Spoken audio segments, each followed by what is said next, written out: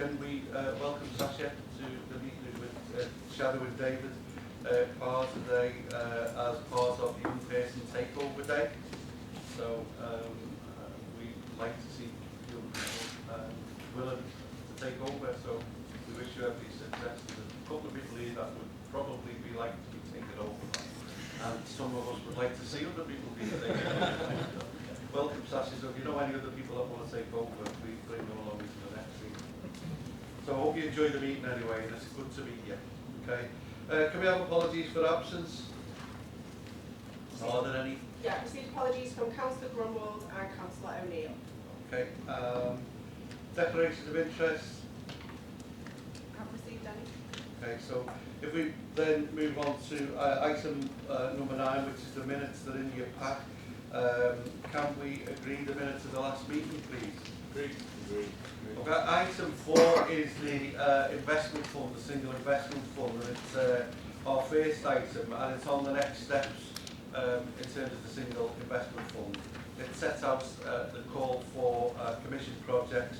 It also recommends an investment policy for regeneration projects. So can I ask Jed Fitzgerald to take us through that, please? You want to? It's pretty much what you've introduced, Chair. The report hopefully does set out more detail in exactly the way that the Chair introduced in terms of business growth, sector development, transport, regeneration and cultural development and events. Projects will be invited to submit a strategic outline case by the 9th of December. That's consistent with the wider assessment, the wider timescale for receipt of bids for the projects which are going to come the call route.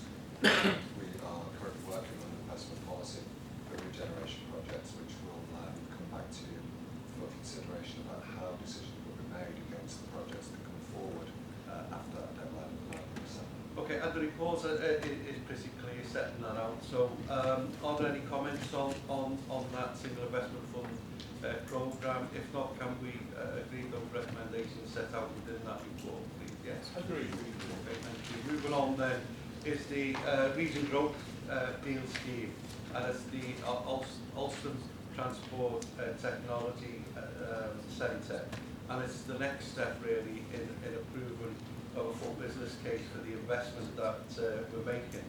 And it's we approved, if you like, remember the outline business case for this investment earlier on in the year. So any comments on that, Jed, before we make a decision on agreeing this recommendation? No, again, we're asking you to note the progress around the Ulster Transport Technology Centre that came to you in July earlier this year. That will be funded through a local growth fund 2, and the full business case for the apprentice is recommended. If you remember, we had a presentation on this and the jobs and stuff, and we know Rob, it's a great opportunity for us here, and look forward to that development. As Jed said, we had that presentation in June. It's following on from that. So if everybody's happy, can we agree that recommendation as set out within the report? Agreed. Okay, thank you. If we then move on to the skills capital part of the single investment fund, we move to the next steps on that. This report just sets out the design principles, if you like, and the commissioning framework for this. And Sue, are there any comments that you want to make on this particular report? Just very briefly, Chair, just to say this new framework focuses on 3 investment areas. The first one being about supporting technical skills capabilities, so new premises to support that. The second one is around improving the learning environment, particularly linked to the key growth sectors. And a third new area about supporting the diversity and life chances of learners, and that may be high quality learning and pre-employment training. So we're opening up this programme more widely from just the colleges that were the last phase. This phase will include applications from employers should they fit the criteria. Okay, and we know that there was a pause in this while we had the area-based review and stuff, and now it's restarting again, which is good news. It means that people can make those bids Again, it's a positive report looking forward to developing the skills, needs and requirements for the city region. So can we agree that it's set out in your report, page 31? Can we agree those recommendations? Okay, thank you. Moving on then to the item 7, which is the consent to Liverpool City Region Combined Authority. This is a technical paper that goes to government, and it's the orders which we need for, if you like, the setting up of the regional mayor and the processes around that. For some chief executives and others that were at the meeting, we met with City TV yesterday, the Minister for BCLG, and I think we expressed our disappointment in the messing around and how, as local authorities, keeping our members informed and keeping people informed, that's not been really good because of the delays from central government in helping us move forward with the orders. So we made that absolutely clear to them. We've had, if you like, the goalpost shifted again through no fault of our own in terms of the combined authority. In a nutshell, governments aren't ready for whatever reasons they give, but they're not ready to present us with clarity around the orders and what it means for the Liverpool City Region Combined Authority and the new administration moving forward. So we're not happy and comfortable with that. We're asking government to get their act together really and help us. So that's what we said yesterday to the Minister. Basically, everybody was at that, the leaders, and I see from the left. Chief Executive, do you want to give us some response to what we are now proposing to say to government in respect of our concerns, but our reluctance, if you like, to move forward without clarity around the orders and what it means to not only the combined authority but to the constituent councils themselves and to members? So can you give us an indication of what we're going to be expressing and what we're raising with government? Thanks, Chair. As you indicated, in framing the report that's on the agenda for this morning, we had hoped that the draft of the orders would be in a kind of state where it could be approved today's meeting. Clearly that's not the case. I would emphasise the point you've made, which is that's not the delays are not of our making. They are to do with the capacity in central government to deal with these particular issues. It does therefore cause you a problem, I think, in terms of the CA itself, but also the constituent authorities, and I would say the political management of the constituent authorities, because time is a ticking on this issue. So my advice to you will be, and I've got full words which I will read out to you in a moment, my advice to you will be that we kind of express our concerns, but make a very clear deadline by which we expect the government to come back to you with a composite order which complies with the kind of the terms of the deal that we struck in November 2015, just for the record. So that's more than a year ago, and therefore for the delays to in place of this juncture, I think are not acceptable from my own point of view as well as from yours. So if you bear with me, I'll just read you through 3 components of our recommendation, which you're very welcome to create modify as you see appropriate. First will be that the CA notes that the final version of the orders has still not been received, and that the CA wishes to express concern at the delays caused by the approach of government and its officials to finalising those orders. Second part, that the CA asks government to provide by no later than the 28th of November 2016, so we're going to start to become Monday, a draft order in a form that clearly complies with the devolution deal agreed by government and this combined authority and the constituents authorities in November 2015.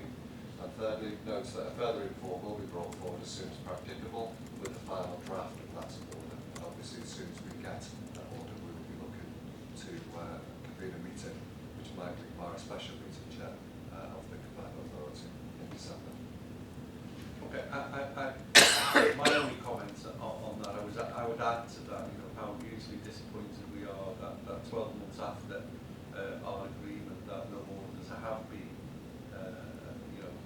finalised, and that it's hugely disappointing to us having to reconvene meetings with members and do things just to meet, if you like, their lack of commitment for whatever reason. Stuck with them moments most about, say, when we raise issues of lack of funding in our authorities and the impact of that on capacity, and then they tell us that they've got no capacity. Well, now they know how we feel. But the bottom line is they need to get their act together. They've had this for over 12 months, not just 12 weeks, but 12 months. So it's frustrating that we're in that position. So I just try and add that to the bottom, saying something like fair, that it's usually disappointing that it is 12 months, and how embarrassing it is for government not to be able to get their act together. Anybody else want to make any comments on that, to either add or to Asim? Can I just add to that? We need to emphasise that the lack of engagement is just not acceptable. I think the engagement piece is that we try to engage with them. The lack of engagement is not acceptable. I think we should have that. And that going forward, they've got to engage with them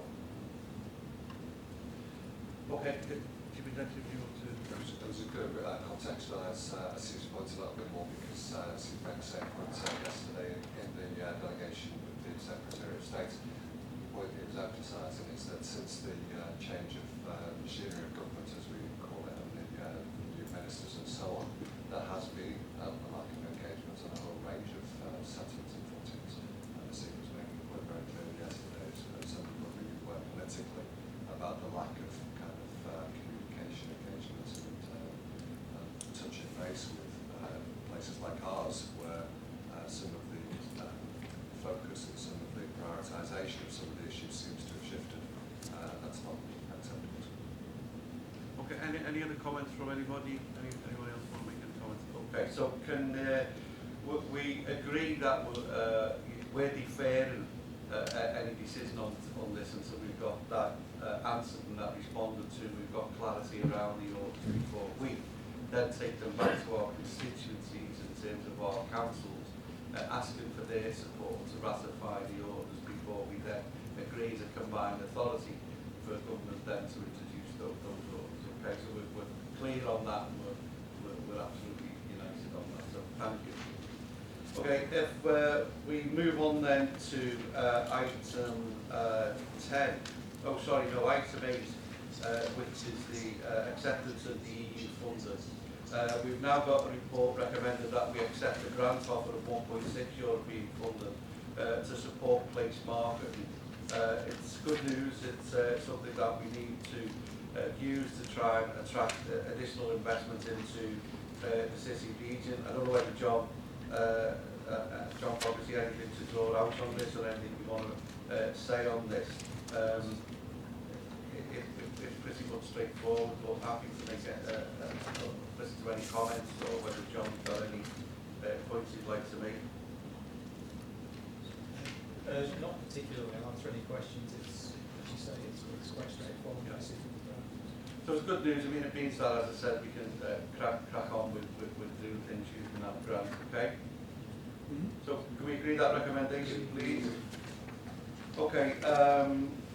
The devolution of powers and item 9, devolution of powers and resources to the City region and the recruitment of executive capacity.